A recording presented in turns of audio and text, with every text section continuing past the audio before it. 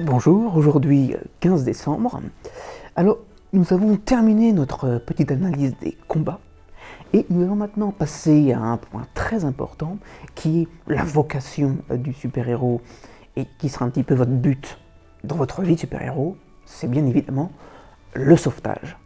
Un super-héros est là la majeure partie du temps pour sauver des gens. Le plus difficile n'est pas de sauver des vies, mais c'est de gérer l'après. En effet, une personne qui a été sauvée peut avoir des réactions très différentes.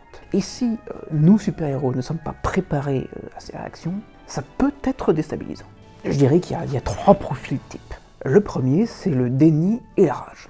La personne que vous venez de sauver n'avait pas besoin d'aide. Non, évidemment. Voilà.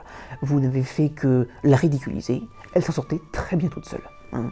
Oui, évidemment, tu te faisais tabasser par trois mecs, tu pisses le sang par terre, mais tu n'avais pas besoin d'aide. Voilà. Le plus simple dans ces situations-là, eh bien, c'est de le laisser.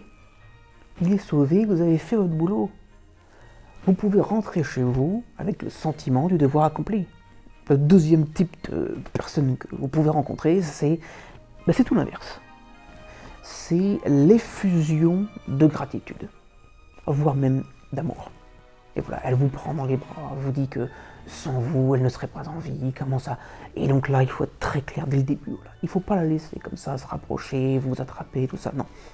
Une bonne paire de claques, et ça remet les idées en place. Je sais, ça peut paraître un petit peu contre-intuitif de frapper les victimes, mais croyez-moi, c'est mieux pour tout le monde. Et enfin, la troisième possibilité, qui est de loin la plus difficile à gérer, c'est l'état de choc. Et il y a certaines personnes qui, même une fois qu'elles vont être sauvées, ne vont pas vraiment se rendre compte qu'elles le sont, ou vont avoir du mal à revenir dans un état normal. Tout se passe en deux étapes. Cette personne va être très fragile, il ne faut pas la brusquer. Pourtant, vous ne pouvez pas la laisser dans cet état-là.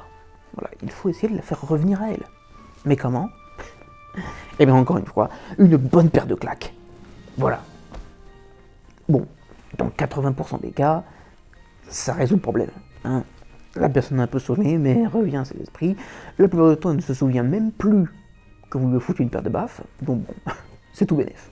Après, dans les 20% restants, c'est vrai que si elle continue à avoir cet état un petit peu léthargique comme ça, qu'elle ne répond pas bien, prévenez les secours. Par contre, ne dites pas que vous lui foutez une paire de baffes. Non, parce qu'après, suivant ce qui va se passer par la suite, ça pourrait vous retomber dessus. Hein. Et bon, c'est pas le but.